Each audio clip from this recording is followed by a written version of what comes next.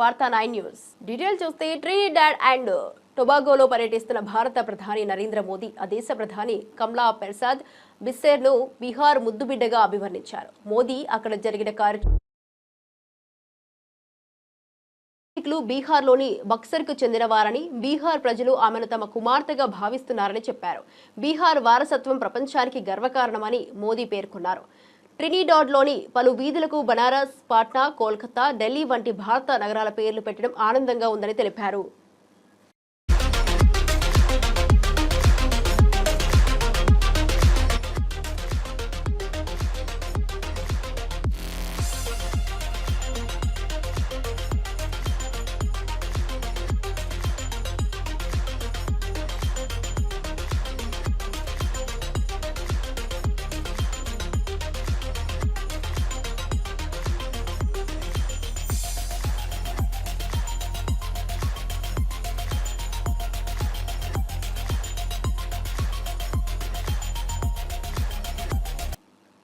ముఖ్యమంత్రి చంద్రబాబు టీడీపీ కార్యకర్తలు పార్టీకే బ్రాండ్ అని అన్నారు. ప్రజలకు చేరువుగా ఉన్నవారు తనకు కూడా దగ్గరగా ఉంటారని, చెడ్డ పేరున్న వారిని పక్కన పెట్టడంలో వెనుకాడనని స్పష్టం చేశారు. కుప్పంలో మాత్రమే కాకుండా రాష్ట్ర వ్యాప్తంగా ఇదే విధానం కొనసాగుతుందని చెప్పారు.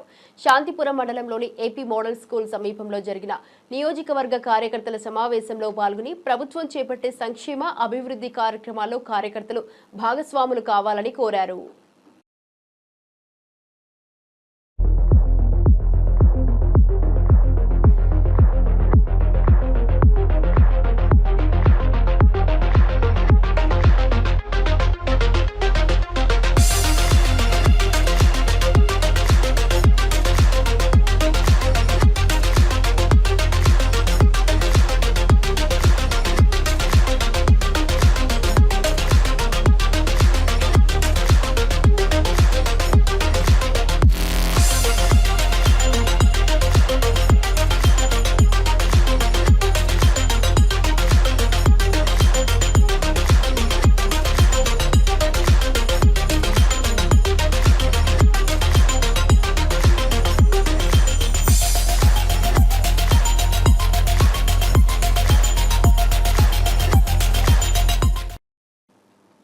గాజాలో ఇజ్రాయెల్ సైన్యం చేపట్టిన గగనతల దాడుల్లో 94 మంది పాలస్తీనా పౌరులు మరణించారు. హమాస్ మిలిటెంట్లను లక్ష్యంగా చేసుకుంటున్నామని ఇజ్రాయెల్ రక్షణ దళం చెబుతున్నప్పటికీ పౌర మరణాలే ఎక్కువగా కనిపిస్తున్నాయి. తాజా దాడుల్లో చనిపోయిన 94 మందిలో 45 మంది ఆహార పంపిణీ కేంద్రం వద్ద వేచి ఉన్నవారే కావడం విషాదకరం. దక్షిణ గాజాలోని శరణార్థి శిబిరంపై జరిగిన దాడిలో 13 మంది ప్రాణాలు కోల్పోయారు. మధ్య గాజాలోని ఫలాఫెల్ స్టాండ్ సమీపంలో జరిగిన దాడిలో 8 మంది మరియు గాజా సిటీలోని పాఠశాలపై జరిగిన దాడిలో మరికొంతమంది మరణించారు. ఈ ఘటనలు పౌరుల భద్రతపై తీవ్ర విమర్శలు రేకెత్తిస్తున్నాయి.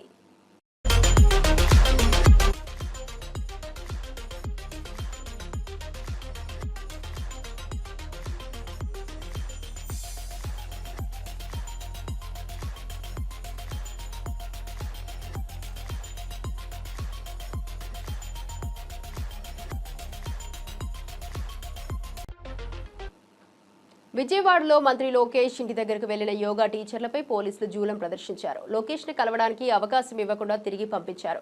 యోగా టీచర్లలో మహిళలుండగా కూడా పోలీసులు కనికరం చూపకుండా నిన్న అరెస్టు చేశారు.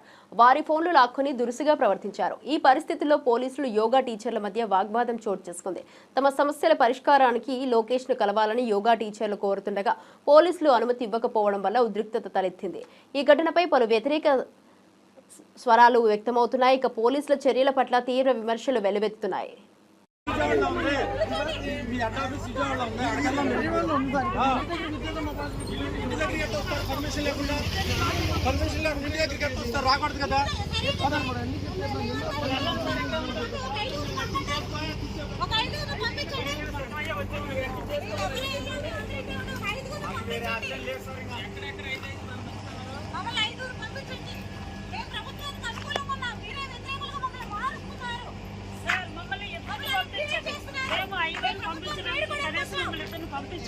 పంపడం ఎవరు ఇచ్చారు పర్మిషన్? ఎవరు ఇచ్చారమ్మా పర్మిషన్?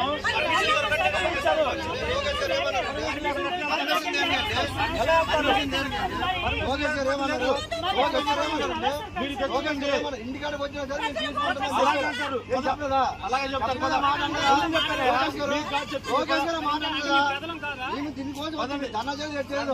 లోకేష్ గారు ఆ మాట అన్నారా అనలేదా? లోకేష్ గారు ఆ మాట అన్నారా అనలేదా? నిన్న చెప్పామమ్మా, నిన్న సాయంత్రం వరకు చెప్పాం. ఎంత చెప్తాం? కాంగ్రెస్ పార్టీకి చెందిన ప్రముఖ నేతలు గాంధీ భవన్ కు చేరుకున్నారు. పిసిసి కార్యనిర్వాహక అధ్యక్షుడు జగ్గారెడ్డి, ప్రభుత్వ విప్ ఆది శ్రీనివాస్, మంత్రి దామోదర రాజనరసింహ, సీనియర్ నేత రాజ్యసభ సభ్యుడు కె కేశవరావు ఈ సమావేశంలో పాల్గొన్నారు.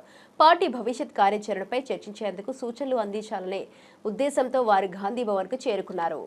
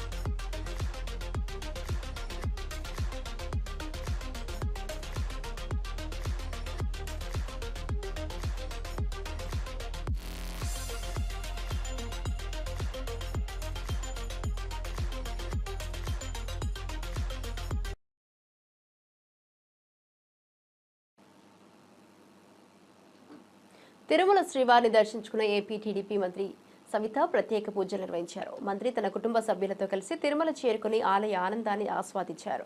శ్రీవారి దర్శనం అనంతరం ఆమె మీడియాతో మాట్లాడుతూ రాష్ట్రానికి శ్రీవారి ఆశీస్సులు లభించాలని ప్రార్థించినట్లు తెలిపారు.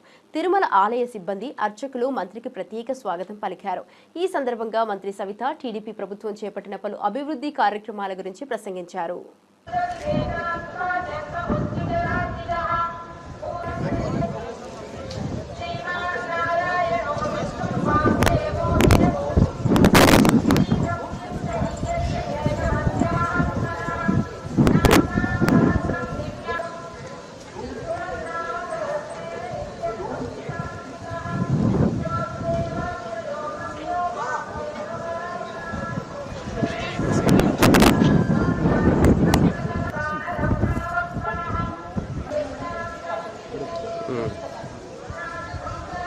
ఈరోజు ఉదయం కలియుగ వెంకటేశ్వర స్వామి దర్శనం చేసుకున్నాం. చాలా మంచి దర్శనం జరిగింది. అదేవిధంగా మరి భక్తాదులతో కూడా చాలామందితో నిన్న నైట్ మరి ఈరోజు మార్నింగ్ కూడా ఇంటరాక్ట్ అవుతే చాలా బాగుంది. ఒక పక్క ప్రసాదం కావచ్చు, సౌకర్యాలు కావచ్చు, మరి లైన్ సిస్టమ్ కూడా అంతా బాగుంది మాకు అన్న విషయం కూడా తెలియజేశారు. చాలా ఆనందంగా ఉంది. మేము వెంకటేశ్వర స్వామి కోరుకునేది ఒకటే, ఈ రాష్ట్రం సురక్షితంగా ఉండాలి.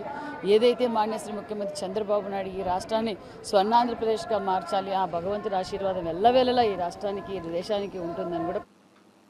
ఆలూరు ఎమ్మెల్యే బూసీనే విరూపాక్షి హోల్గుంద మండలంలో వరి నాట్లు నాటడంలో పాల్గొన్నారు. ఈ సందర్భంగా ధానాపురం టు హోల్గుంద రోడ్డు దాదాపు 30 కిలోమీటర్ల అధ్వానంగా ఉన్నాయని, వైఎస్ఆర్ కాంగ్రెస్ పార్టీ పాలనలో టెండర్లను ఇచ్చినా కూటమి ప్రభుత్వం రద్దు చేసిందని పేర్కొన్నారు. రోడ్డు పరిస్థితి కారణంగా ప్రజలు నరక యాతన అనుభవిస్తున్నారని, ఈ సమస్యకు త్వరితగతిన పరిష్కారం కావాలని కోరారు. చంద్రబాబు నాయుడు మరియు పవన్ కళ్యాణ్ నాయకత్వంలో సమస్యలపై దృష్టి సారించాలని విరూపాక్షి అభిప్రాయపడ్డారు. రోడ్డు సమస్య ప్రజల దైనందిన జీవితాలను ప్రభావితం చేస్తోందని, తక్షణమే చర్యలు తీసుకోవాలని విజ్ఞప్తి చేశారు. పొలగొంద రోడ్డు ఎందుకంటే నేను ఇంతకు ముందు ఇన్ఛార్జ్ ఉన్నప్పుడే చూసినాను. ఇంతకు ముందు ఆ టెండర్ కానీ పిలిచినారు. టెండర్ పిలిచిన కాంట్రాక్ట్ కానీ చాలా సార్లు రిక్వెస్ట్ చేసినాను. ఆయన జనవరి నెల 3వ తారీఖు మేము రోడ్డు ఓపెన్ చేస్తాం, భూమి పూజ చేస్తామని చెప్పినాను నాకు. అయినా కానీ ఈ కూటమి ప్రభుత్వం వచ్చినాక, అంటే వాళ్ళ ప్రభుత్వంలో వైఎస్ఆర్ కాంగ్రెస్ ప్రభుత్వం ఉండే రోడ్లు ఉండకూడదనే, టెండర్ ఉండకూడదని వాళ్ళ పేరు వస్తున్న విధంగా ఆ టెండర్ క్యాన్సిల్ చేసి ఈ రోజు ఇంత దరిద్రంగా ధనాపురం పొలగొందకు రావాలంటే దాదాపుగా 3 గంటల టైం పడుతుంది. నరక యాతన జనాలు అయితే అసలు నరక యాతన యాతన పడుతున్నారు. ఎందుకంటే ఇక్కడే ఏమన్నా డెలివర్లకు పోతే రోడ్లోనే డెలివర్ అయినారు. ఎందుకంటే అసలు గుంతులు నడంలోతు గుంతులు మాకలోతు గుంతులు ఉన్నాయి. ఇంత అద్భుతంగా ఈ చంద్రబాబు నాయుడు ఈ పవన్ కళ్యాణ్ ఏమో వాళ్ళు మాకు సంక్రాంతికి 2020లో సంక్రాంతికి 15 కల్లా గుంతులు లేని రోడ్లు ఉండాలని చెప్పినారు. మీరు ఇదేనా అంటే మాట్లాడే మాటలన్నీ చెప్పినా కదా మా జగన్మోహన్ రెడ్డి గారి బాబు సూటి మోసానికి గ్యారంటీ. మోసమే, ప్రతిదీ మాట్లాడితేనే మోసమే, ఏం చేసినా మోసమని, ఏం మాట్లాడినా మోసమే, ఏది ఎక్కడ అడుగుపెట్టినా మోసమే, మోసం మోసం మోసం మోసం. ఈ మోసం చేస్తూ ఈ రోడ్డుని అన్యాయంగా రోడ్డు స్టార్ట్ చేసేదాన్ని దీన్ని క్యాన్సిల్ చేసి ఈ రోజు డనాపు నుంచి పొలగొందుకు పోయే జనాలకి, ఎందుకంటే రైతులు పోతున్నారు ఇక్కడ. ఎందుకంటే main head quarter Polagonda head quarter ఆదో నుంచి ఏదైనా రావాలన్నా పోలన్నా మెయిన్ ఇక్కడ ఇదే రోడ్డు, మెయిన్ పొలగొందకే రోడ్డు. ఎందుకంటే ఇక్కడ అక్కడ నుంచి ఆదో నుంచి సరుకులు తీసుకున్నా లేదు, ఇక్కడ ఈ రోడ్డు లేని దానికి చాలా మంది బస్సులు డిపోలు కానీ క్యాన్సిల్ చేసినారు. వాళ్ళని డిపోలు రిక్వెస్ట్ చేసి నేను లేదు సార్ చాలా మంది ఇబ్బంది అవుతుంది, లేదంటే వాళ్ళు లేదు సార్ మావన్నీ కట్లన్నీ తెగిపోతున్నాయి అంటున్నారు. వాళ్ళు బస్సులకి ఉండే కట్లు గిట్లన్నీ తెగిపోతున్నాయి సార్, ఇరిగిపోతున్నాయి సార్, మాకు మేము రాలేమంటే లేదు సార్ లేదు చాలా ఇబ్బందులు పడతారు, పోయి ఆటోలు కానీ రావు, ఏం రావు, ఎట్లా ఖచ్చితంగా రావాలంటే రిక్వెస్ట్ చేసి వాళ్ళని బస్సులు తిప్పుతున్నారు. ఇప్పుడు కావాల్సింటే మీరు బస్సు డ్రైవర్ ఉన్నాడు, డ్రైవర్ తో మాట్లాడండి. ఇది చాలా నరక యాతన. ఇప్పుడు ముస్లిం నడితే ఎట్లా మేము పారైనా ఇట్లా ఈ బస్సు ఇంత మాకైతే ఆటోలు అయితే ఎన్నోసారి ఎంతో మంది ఇక్కడే పోతూ చాలా మంది చనిపోయినారు. ఎందుకంటే టయానికి చేరుకోలేక దాదాపు 2 గంటలు 3 గంటలు టైం పడుతుంది ఒలగొంద నుంచి పోలంటే. అలాంటిది మీరు మీ కూటమి ప్రభుత్వం పవన్ కళ్యాణ్ ఎక్కడ పోయినావు ఆయనవా, ఎక్కడ పోయినావు? పంచాయతీరాజ్ శాఖ మంత్రి తీసుకున్నావు, నువ్వు ఏం చేసేది తీసుకున్నావు? ఎవరిని మోసం చేసేది తీసుకున్నావు? అప్పుడేమో ఏదో గొప్పలు మాట్లాడుతుంది, ఏమేమో మాట్లాడుతుంది, అంతా మేము వస్తే మేము సస్యశ్యామం చేస్తామంటే ఇదేనా నీ సస్యశ్యామం? ఇదేనా ఇది? ఎక్కడ పోయినావు? నీ సినిమా షూటింగ్లు తీసుకునే కనువా? నువ్వు సినిమా షూటింగ్ తీసుకునేవాడు నీ రాజకీయానికి పనికిరావు. ఎప్పుడు రాజకీయం ఎక్కడంటే ప్రజల్లో ఉండాలా, ప్రజల్లో ఉండే ప్రజల సమస్యలు తెలుసుకోవాలా. నువ్వు సినిమా షూటింగ్ తీసుకునే డిప్యూటీ సీఎం అయింది. పంచాయతీరాజ్ శాఖ అంటే ఎంత ముఖ్యమైనది. అది నిధులు లేవు.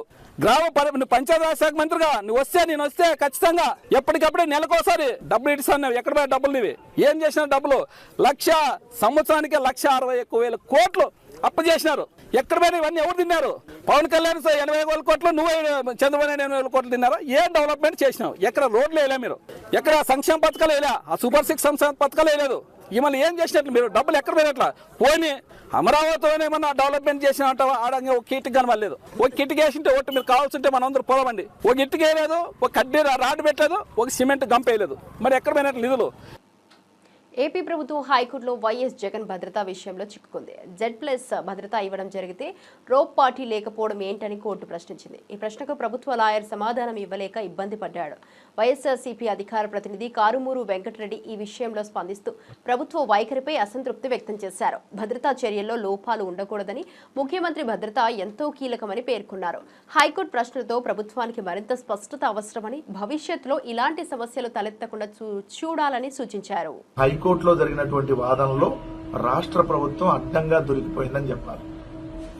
రాష్ట్ర ప్రభుత్వం తరపున అడ్వకేట్ జనరల్ దమ్మాలపాటి శ్రీనివాస్ తన వాదనలు వినిపిస్తూ జగన్మోహన్ రెడ్డి గారికి Z+ కేటగిరీ భద్రతని మేము కొనసాగిస్తానే ఉన్నామని చెప్పినప్పుడు వైఎస్ఆర్ కాంగ్రెస్ పార్టీ తరపున సీనియర్ న్యాయవాది సుబ్రహ్మణ్య శ్రీరామ్ గారు తన వాదనలు వినిపిస్తూ Z+ కేటగిరీ మీరు ఇస్తే రోప్ పార్టీ ఎందుకు లేదు అని చెప్పి నిలదీయటంతో బెక్కముఖం వేశాడు.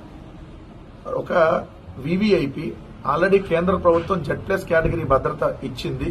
ఆ Z+ కేటగిరీ భద్రత ఉన్నప్పుడు 58 మంది Z+ కేటగిరీగా జగన్మోహన్ రెడ్డి గారు చుట్టూత భద్రత ఉండాలి.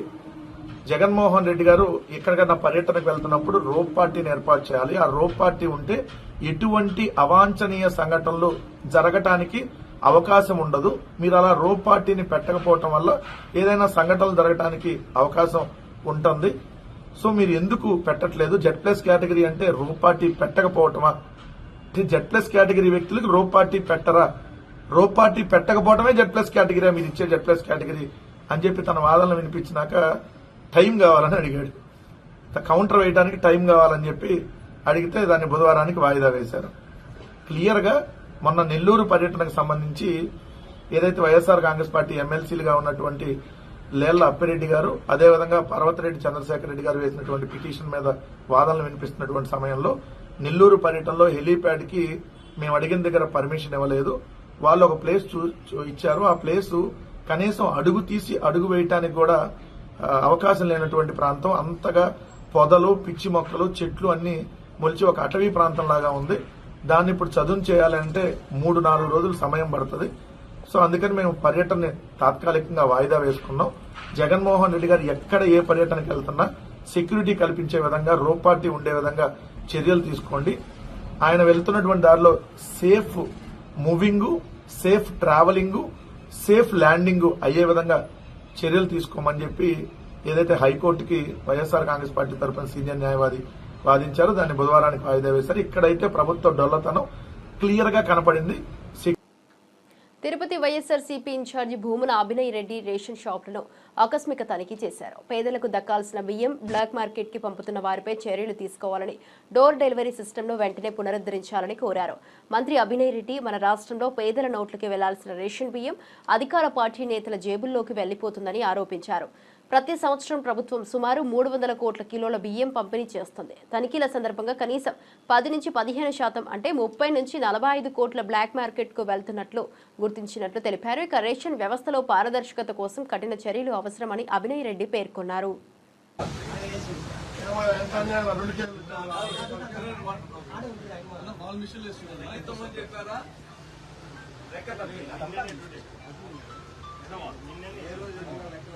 మేము 3 రోజులుగా చూస్తాను. షాపింగ్ ఆపరేషన్ ప్రతి దాంట్లోనూ తక్కువ ఉంది. కారణం ఏంటి? వాళ్ళ మిషన్ ఎందుకు చూస్తున్నారు? దాంట్లో వేస్తే ఎంత వస్తుంది?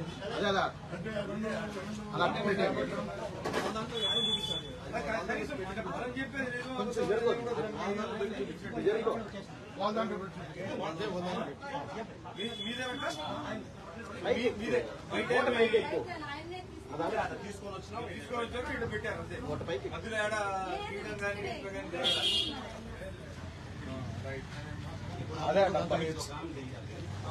అవి అమౌంట్ దాంట్లో పెడతాం. ఒకసారి దాంట్లో పెట్టండి. అమౌంట్ దాంట్లో పెట్టి దాంట్లో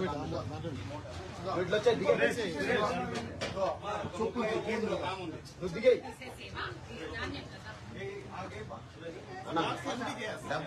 పెట్టు అంటే అమౌంట్ పెట్టు. డబ్బా ఆడే ఉంది. అమౌంట్ పెట్టి వెనకెళ్ళు. అమౌంట్ పెట్టి నువ్వు వెనకెళ్ళిపో. వెనకెళ్ళు.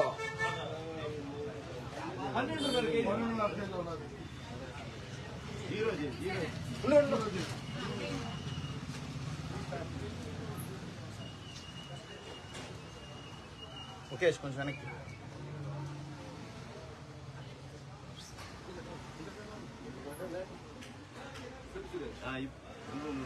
నువ్వు రావాలి.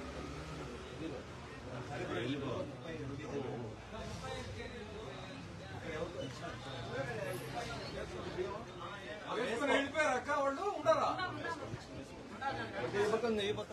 అన్న ఈ పక్కన వెనక్కి రా.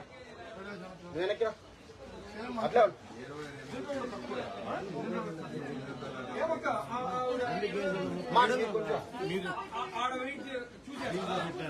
అట్టే ఉంది నా ప్రభాకర్. ఇది పెట్టారా? ఇది పెడితే 25కి కొంచెం దీన్ని పెట్టు. దీన్ని పోసేసి ఎవరంతా మొత్తానికి 16 కిలో దీంట్లో కలిపే ఒకసారి మొత్తమే ఖాళీ డబ్బాని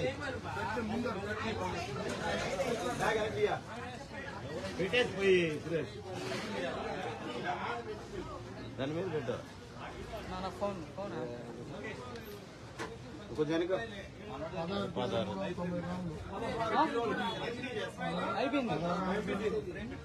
తీసి కింద పోసి ఆ దగ్గర ఉండేది అవి పోయి అమౌంట్ లాంటివి పోయి. అవునవును. ఈవీఎం మాయాజాలంతో కూటమి అధికారంలోకి వచ్చిందని మాజీ మంత్రి రోజా విమర్శించారు. ఎన్నికలు జరిగిన ఏడాది తర్వాత చంద్రబాబు నాయుడు ముఖ్యమంత్రిగా, పవన్ కళ్యాణ్ ఉప ముఖ్యమంత్రిగా, లోకేష్ మంత్రిగా ఎలా అయ్యారో ప్రజలకు అర్థం కావట్లేదని తెలిపారు. ఈ వ్యాఖ్యల ద్వారా గందరగోళం సృష్టించే ప్రయత్నం జరుగుతోందని ఆమె పేర్కొన్నారు. ప్రజాస్వామ్య వ్యవస్థ పట్ల ఇలాంటి అనుమానాలు ప్రజల్లో అపార్థం కలిగిస్తాయని ఆమె అభిప్రాయపడ్డారు.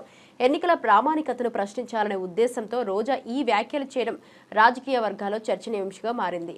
ఈవీఎంలపై పూర్తి నిర్దిష్టత అవసరమని ఆమె హితో పలికారు. గతంలో సంక్షేమ పథకాలు కూడా ఇవ్వకుండా ఆయన వచ్చిన తర్వాత ఎలా వెన్నుపోటు పొడిచారో మనం అందరం కూడా చూసాం. కానీ ఈసారి ఈవీఎం మాయాజాలం కూడా తోడవటంతో ఏ విధంగా మెజారిటీలు కళలో కూడా వాళ్ళకి రావు, ఎందుకంటే ప్రజలకు వాళ్ళు ఏం చేసింది లేదు. కానీ ఈరోజు అందలం ఎక్కిన తర్వాత కనీసం మారుతారు, ప్రజలకు ఇచ్చిన వాగ్దానాలు చేస్తారు, ఈ రాష్ట్ర ప్రజల్ని కాపాడుకుంటాడు, రైతుల్ని కాపాడుతాడు, మహిళలను కాపాడుతారని అందరూ ఎదురు చూశారు. కానీ పెద్దలు అంటారు కదా, కుక్క తోక వంకర, గోదావరి ఈదిన మళ్ళీ ఆ గట్టుకెళ్ళాక ఆ తోక అలాగే వంకర పోతుందంట. అలా చంద్రబాబు నాయుడు అధికారంలో రావటం వరకు నేను మారాను, ఇంకా నుంచి చేస్తాను అంటాడు, కానీ అధికారంలోకి వచ్చాక మళ్ళీ సేమ్, ఏం మారడు, ఏం చేయడు. సో ఈ సంవత్సర కాలం అయిపోతుంది, ఇప్పటి వరకు ఒక విద్యార్థికి కానీ, ఒక రైతుకు కానీ, ఒక మహిళకు కానీ ఎవరికైనా మంచి చేశారు అంటే ఈరోజు ప్రజలందరూ కూడా ఎంత కోపంగా ఉన్నారు, ఈ ప్రభుత్వం మీద ఎంత ఆవేశంగా ఉన్నారు అనేది మొన్న వెన్నుపోటు దినం మనం చేసినప్పుడు రాష్ట్ర వ్యాప్తంగా ప్రజలు, రైతులు, విద్యార్థులు రోడ్డు. హైదరాబాద్ లక్డికాపూల్ మాజీ సీఎం రోషయ్య విగ్రహాన్ని ఏఐసీసీ అధ్యక్షుడు మల్లికార్జున ఖర్గే, తెలంగాణ సీఎం రేవంత్ రెడ్డి ఆవిష్కరించనున్నారు.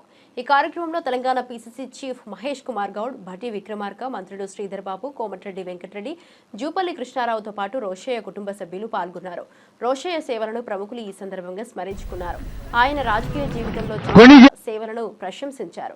రోషయ్య వంచనలేని నేతగా, ప్రజల కోసం పనిచేసిన శ్రేష్ఠ వ్యక్తిగా గుర్తింపు పొందారని పలువురు పేర్కొన్నారు.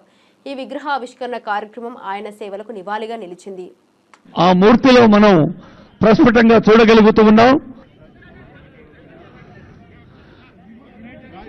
ప్రవేశపెట్టిన ఒక కీర్తిని ఆ మూర్తిలో మనం ప్రస్ఫుటంగా చూడగలుగుతూ ఉన్నాం.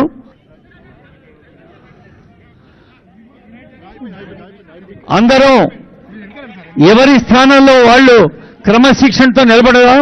I request all of you to stand in disciplined way. జై జై హే తెలంగాణ ప్రజాపాలన. గురజాల మాజీ ఎమ్మెల్యే కాసు మహేష్ రెడ్డి కూటమి ప్రభుత్వంపై తీవ్ర విమర్శలు చేశారు. అధికారంలోకి వచ్చిన ఏడాదిలోనే 1,60,000 కోట్ల అప్పులు తెచ్చినందుకు అభినందనలు తెలియజేస్తున్నారని వ్యంగ్యంగా పేర్కొన్నారు. గత 5 ఏళ్లలో కేవలం 3,30,000 కోట్ల అప్పులు చేసిన జగన్ ఏడాదికి కేవలం 60,000 కోట్ల అప్పు మాత్రమే చేసి సంక్షేమ పథకాలు సమర్థవంతంగా అమలు చేశారని గుర్తు చేశారు. కానీ కూటమి ప్రభుత్వం మొదటి సంవత్సరంలోనే 1,60,000 కోట్ల అప్పు చేసి రికార్డు సృష్టించిందని విమర్శించారు. 60,000 కోట్ల అప్పు చేసి రికార్డు సృష్టించింది ఈ ప్రభుత్వం, అందుకనే శుభాకాంక్షలు తెలియజేస్తున్నాం. మరి గతంలో జగన్మోహన్ రెడ్డి గారు 5 సంవత్సరాలలో 3,30,000 కోట్లు, అంటే సంవత్సరానికి సగటు 65 నుంచి 66,000 కోట్లు అప్పు చేసి సంక్షేమం, అభివృద్ధి, పాలనా సౌలభ్యం అనేక కార్యక్రమాలు చేపడితే ఒకే ఒక్క సంవత్సరంలోనే మరి 1,60,000 కోట్లు అప్పు చేసింది ప్రభుత్వం. అలాగే తెలుగుదేశం వారు అంటున్నట్టు గ్లోబల్ ఛానల్స్ ప్రచారం చేస్తున్నట్టు వాళ్ళ అనుబంధ సంస్థలు ఖచ్చితంగా ఆంధ్ర రాష్ట్రం స్విట్జర్లాండ్ అవుతుంది. ఇట్లాగే మనం అప్పు చేసుకుంటూ పోతే ప్రతి సంవత్సరం వాతావరణంలో పెను మార్పులు వచ్చి ఈ ఆంధ్ర రాష్ట్రంలో స్విట్జర్లాండ్ లాగా మంచు కురిసినా ఆశ్చర్యపోకర్లేదు, ఆ మంచులో మన పిల్లలు ఆడుకున్నా ఆశ్చర్యపోకర్లేదు. వాళ్ళ ఇష్టం, వాళ్ళు చెప్పేది ఇనక తప్పదు. కాబట్టి అసలు వింటుంటేనే విదూరంగా ఉంటుంది. జగన్మోహన్ రెడ్డి గారు ఆ రోజు కోవిడ్ అనే మహమ్మారి వచ్చి యావత్ ప్రపంచమే కుదేలైతే అమెరికా వంటి దేశమే తమ పౌరులకి డాలర్లు, కొన్ని లక్షల రూపాయల డాలర్ రూపంలో ఇవ్వటం జరిగింది. అలాగే జగన్మోహన్ రెడ్డి గారు కూడా 5 ఏళ్లు ఇచ్చిన మాట నిలబెట్టుకుంటూ కోవిడ్ వల్ల ఎవరు ఇబ్బంది పడకూడదని సంక్షేమం, అభివృద్ధి చేసి 3,30,000 కోట్లు అప్పు చేశారు. ఆ రోజు ఏమన్నారు ఈ తెలుగుదేశం అనుబంధ ఛానళ్లు, పత్రికలు, ఆంధ్రప్రదేశ్ శ్రీలంక అవుతుంది అని అన్నారు. మరి ఈ రోజు ఆ ఛానల్స్ ఏమైనాయి? మూగపోయినాయా? కులం పోయినాయా? ఆ పత్రికలు ఏమైనాయి? కలం ఏమైంది? అడుగుతున్నాం. అమ్ముడు పోయిందా? ఈ రోజు మరి ఎందుకు రాయట్లేదు?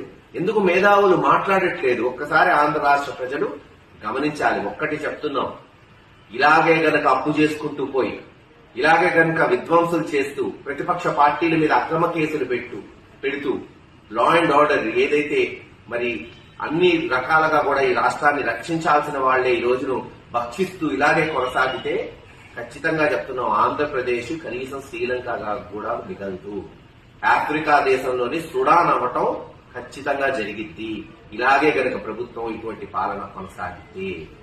మరొక విషయం, చంద్రబాబు నాయుడు గారు చెప్పారు, తానే సంస్కరణలు తీసుకొచ్చాను, విద్యుత్ని ₹1 పెంచను, నాణ్యమైన విద్యుత్ని ఇస్తాను.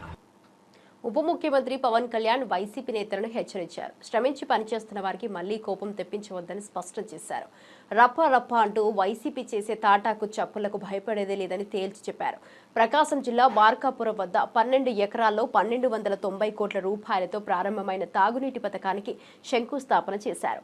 ఈ పథకం ద్వారా ప్రజలకు తాగునీటి కష్టాలు తొలగిపోతాయని పేర్కొన్నారు. పథకానికి మద్దతు అందించడానికి ప్రతినిధులు కృషి చేయాలని పిలుపునిచ్చారు. పవన్ వ్యాఖ్యలు వైసీపీపై మరింత దృష్టి సారించాయి. జిల్లా పోలీస్ అధికారి, సూపరింటెండెంట్ ఆఫ్ పోలీస్, అలాగే శ్రీమతి పి గాయత్రీదేవి గారికి ఇంజనీరింగ్ చీఫ్ గ్రామీణ తాగునీటి సరఫరా, శ్రీ డి హరేరామ్ నాయక్ గారికి చీఫ్ ఇంజనీర్ గ్రామీణ తాగునీటి సరఫరా, అలాగే కృష్ణతేజ గారికి కమిషనర్ పంచాయతీరాజ్ గ్రామీణాభివృద్ధి, వెంకటకృష్ణ గారికి ఓఎస్డి, ప్రత్యేకించి మీ అందరికీ నా హృదయపూర్వక నమస్కారాలు, హృదయపూర్వక ధన్యవాదాలు.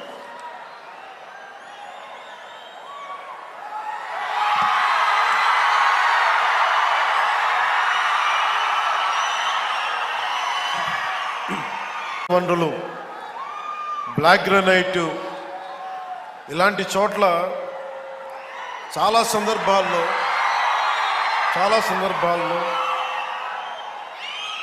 ముఖ్యంగా ఇక్కడున్న యువత, ఈరోజు నేను వచ్చిన సందర్భం జేజేఎం కావచ్చు, కానీ ఇక్కడున్న యువతలో ఉన్న వేదన, కోపం, బాధ, ఆంధ్రప్రదేశ్లోనే మా ప్రకాశం జిల్లా ఇంత నిర్లక్ష్యానికి ఎందుకు గురి కాబడింది, నాకు ఆ కష్టం అప్పటి నుంచి ఇప్పుడు దాకా నా గుండెలో ఉండిపోయింది. మొట్టమొదటగా జేజేఎం ఈ మల్టీ విలేజ్ ప్రాజెక్ట్ స్టార్ట్ అవ్వాలి అంటే నా ప్రయారిటీ ముందు మన ప్రకాశం జిల్లాకి కావాలని ప్రయారిటీ పెట్టాను.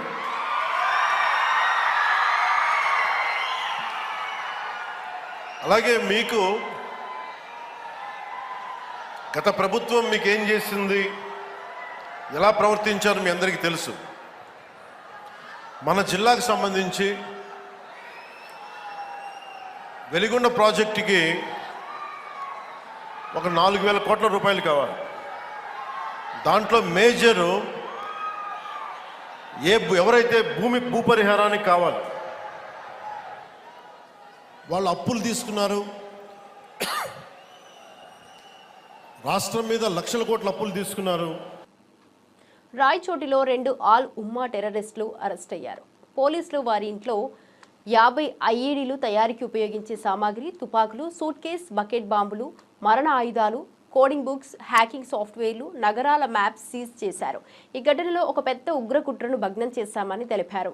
నిందితులు అమానుల్లా, మన్సూర్ పేర్లతో గత 20 ఏళ్లుగా రాయచోటిలో నివసిస్తున్నారని వెల్లడించారు. ఈ సమాచారంతో భద్రతా దళాలు అప్రమత్తమయ్యాయి. నిఘా వ్యవస్థ మరింత పటిష్టం చేయాలని అధికారులు సూచించారు. Alias Amanullah, and second person name is Mohammed Ali alias Mansoor. ఈ అలియాస్ అన్న పేర్లు ఇక్కడ వీళ్ళు పెట్టుకున్న పేరు. ఈ అబూబకర్ అన్నతను 5 సంవత్సరాల క్రితం మ్యారేజ్ చేసుకున్నాడు. ఈ మన్సూర్ అన్నతను 10 సంవత్సరాల క్రితం మ్యారేజ్ చేసుకున్నాడు. ఈ అమ్మాయిలు రాయచోటి గాలివీడు ఏరియా లేడీస్ వీళ్ళు. మరి 5 సంవత్సరాలు 10 సంవత్సరాల నుండి ఒక చిన్న ఇంట్లో ఉంటూ ఇంత సీజర్ మాకు పట్టుబడి ఆ ఇంట్లో సామానం గురించి ఇంట్లో ఆడవాళ్ళకి తెలియదు అనుకుంటే అన్నది మాకు అనుమానాస్పదంగా ఉంది. తెలుసా తెలీదా, మరి వీళ్ళని నిజంగానే ఏమార్చారా, మోసం చేశారా అన్నది ఫర్దర్ ఇన్వెస్టిగేషన్ లో మీకు తేల్చాల్సిన